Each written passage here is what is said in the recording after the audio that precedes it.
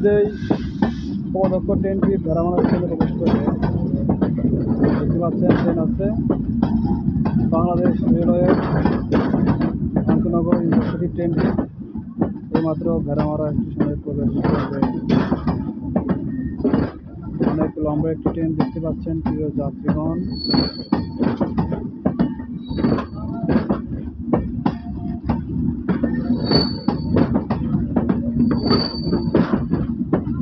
আন্তনগর intercity ট্রেনটি যাচ্ছে।